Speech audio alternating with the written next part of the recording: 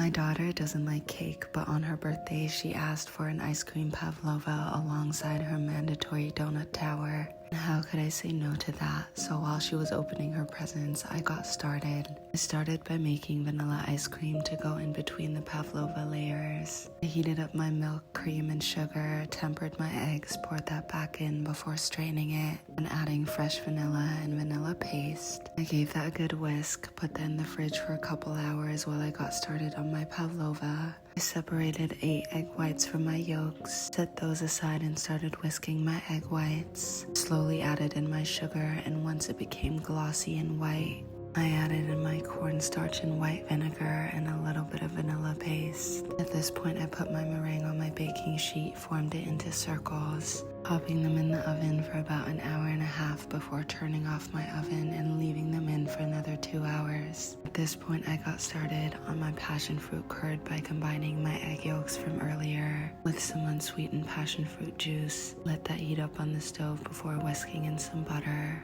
I let my curd chill in the fridge for about 2 hours, and while that was in the fridge, I churned my vanilla ice cream for about 45 minutes, and then it was time to assemble. At this point, it started to get messy since the kids really wanted to help.